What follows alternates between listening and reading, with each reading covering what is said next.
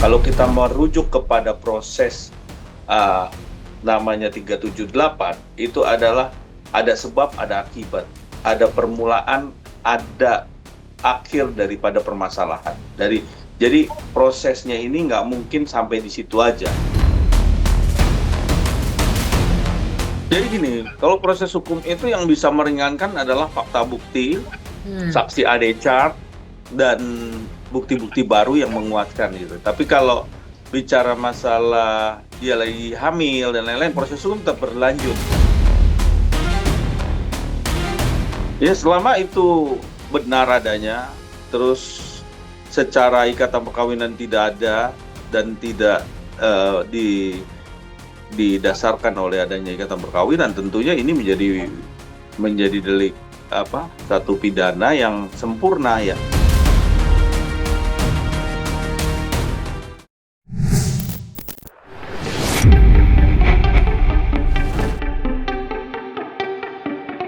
Belum lama ini, Inara Rusli secara resmi melaporkan suami sirinya, Insanul Fahmi, ke pihak berwajib.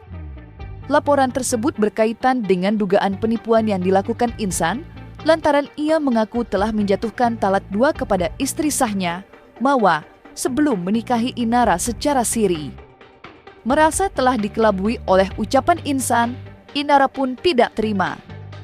Terlebih, kasus ini membuat namanya semakin tercoreng dan menimbulkan dampak yang sangat merugikan baginya.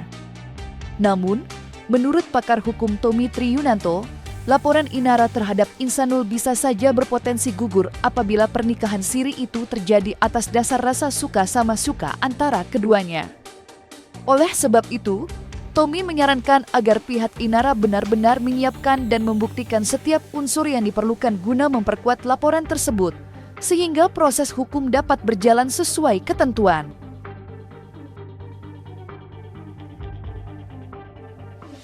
Di sini penipuan itu adalah melakukan tindak pidana di mana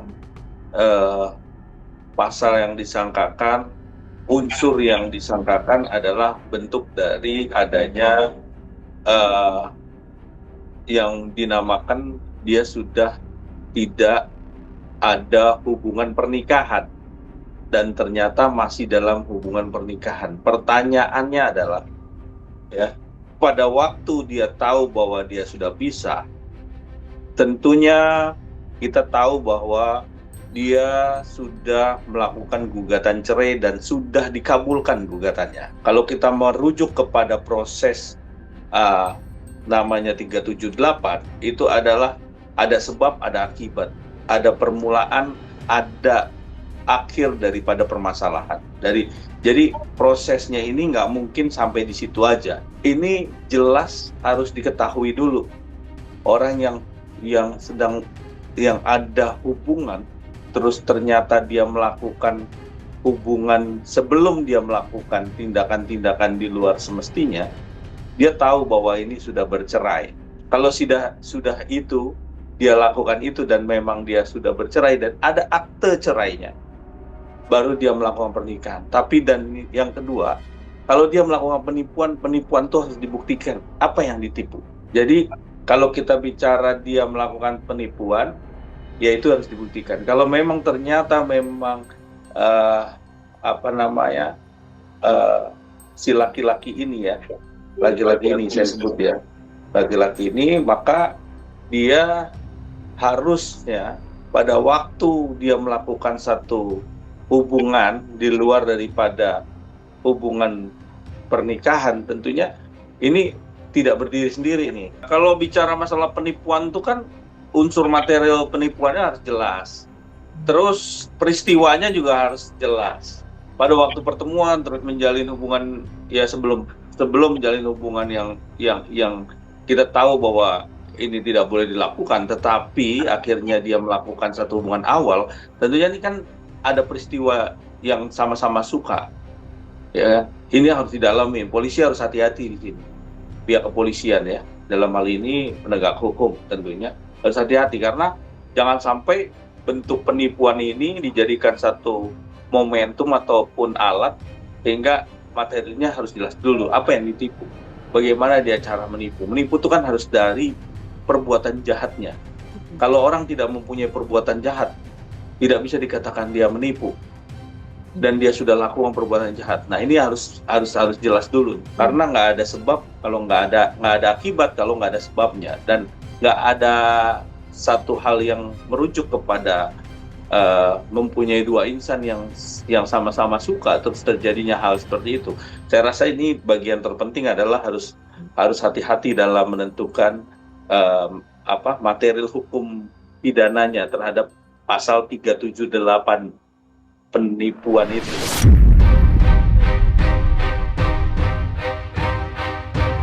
Pandangan praktisi hukum Tommy Triyunanto kembali menjadi sorotan setelah mencuatnya kabar menghebohkan mengenai dugaan bahwa Inara tengah berbadan dua.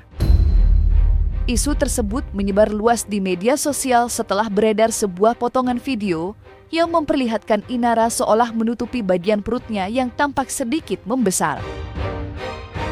Meski demikian, kabar tersebut belum dapat dipastikan kebenarannya karena hingga kini Inara belum memberikan pernyataan apapun.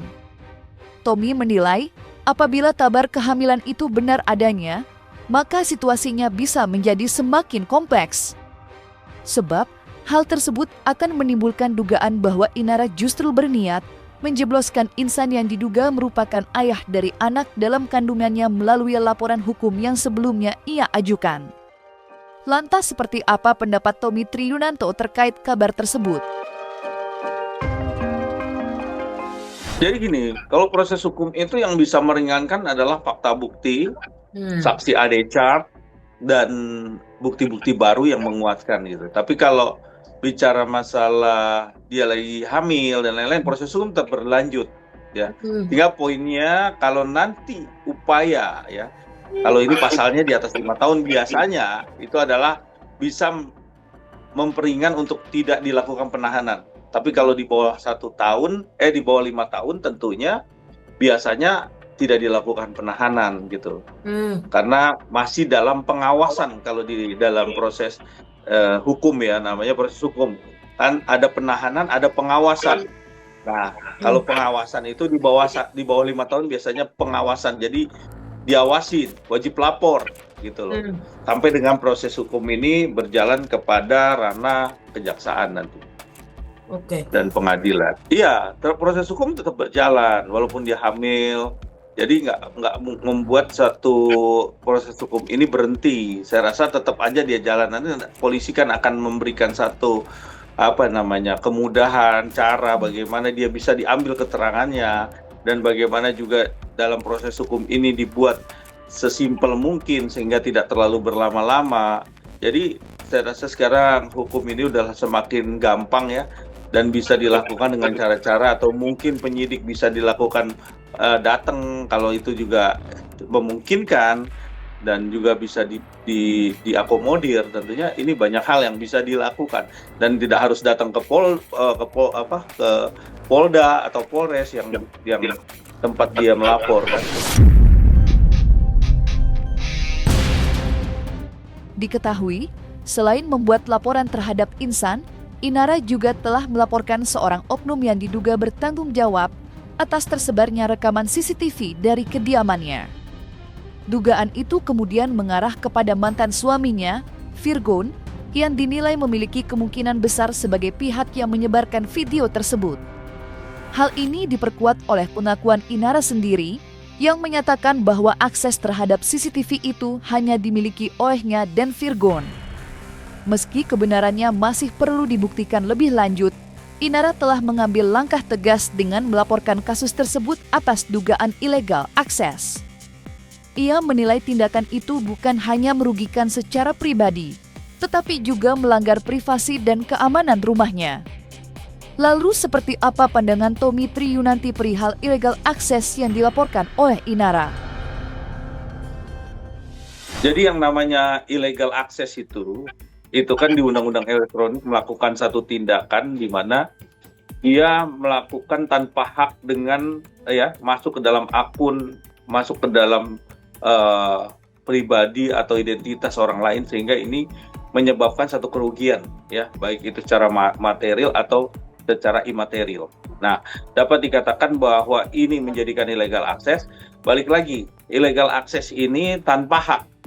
Kalau udah tanpa hak, tandanya dia melakukan satu tindakan yang tidak legal, artinya masuk ke dalam akun ataupun bentuk DVR ya, DVR-nya CCTV, ataupun masuk ke dalam password atau masuk ke dalam akun ya, PIN, password yang lain-lain yang masuk ke dalam situ, yang artinya dia tidak boleh atau tanpa hak itu masuk ke dalam unsur illegal access. Nanti biarkan pihak kepolisian apabila ini masuk ke ranah hukum, bagaimana prosesnya itu bisa terjadi, bagaimana CCTV itu bisa direkam dan disebarluaskan. Siapa yang merekam pertama, siapa yang masuk ke dalam akun atau masuk ke dalam passwordnya itu, ya, siapa pertama kali yang melakukan itu juga harus tahu. Jadi saya rasa di sini kita nggak bisa berandai-andai, tapi pihak kepolisian bisa masuk ke dalam ranah itu. Siapakah orang yang di rumah situ, ataukah ada yang memberikan password dan tentunya masuk ke dalam PIN passwordnya buat masuk ke dalam akun CCTV-nya, dan itu nanti berproses. Bagaimana itu bisa diurut cara sistem elektronik atau ahli ITE ya, tentunya itu bisa masuk ke dalam situ, terus akhirnya tahu siapa pemicu awal daripada yang punya video itu kan gitu, bisa sampai direkam, terus kan itu di save, terus akhirnya disebarluaskan. Makanya kita lihat dulu, karena begitu cerai disitulah poinnya. Nah kalau begitu cerai terus dia buka akun yang tanpa hak, itulah yang di situ poinnya. Tapi kalau sudah berulang peristiwa hukum itu kan dilihat ternyata sudah sebelum cerai dia sudah pakai itu, bisa mengakses itu, terus sampai detik ini tidak dirubah passwordnya, terus tidak ada namanya illegal access di sini.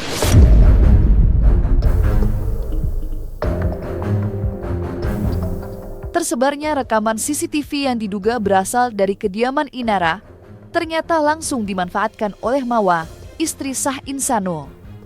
Melalui video tersebut, Mawa melaporkan Inara dan Insanul atas dugaan perzinaan dan perselingkuhan. Hal ini semakin menguat karena dalam rekaman itu diduga terlihat adanya momen antara Inara dan Insanul yang mengarah pada hubungan dewasa, sehingga menjadi bahan pendukung bagi Mawa untuk memperkuat laporannya. Namun, muncul pertanyaan besar apakah Inara dan Insan benar-benar bisa dijerat oleh Mawa dengan pasal perselingkuhan dan perzinaan. Terkait hal ini, praktisi hukum Tommy Triyunanto memberikan penjelasan yang lebih mendalam. Ya, selama itu benar adanya, terus secara ikatan perkawinan tidak ada dan tidak didasarkan oleh adanya ikatan perkawinan, tentunya ini menjadi delik satu pidana yang sempurna ya.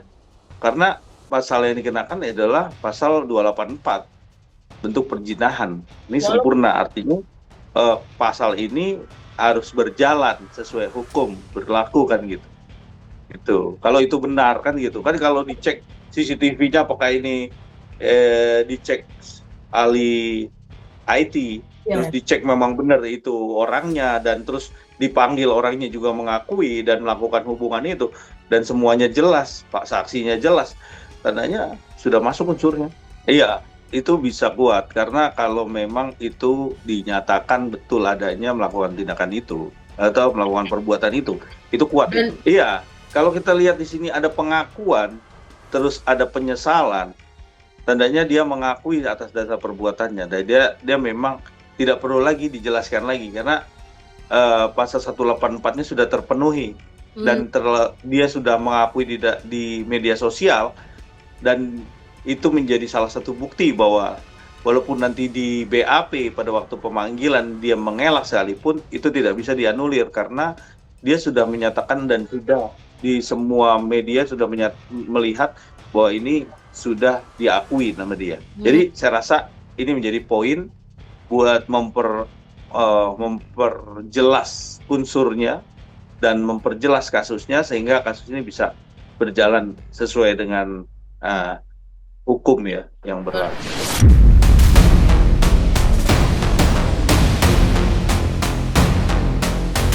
Nah, selesai sudah Cumi Lovers. Saksikan terus Cumicam In-Depth, kabar lengkap, mendalam, dan akurat dari narasumber terpercaya.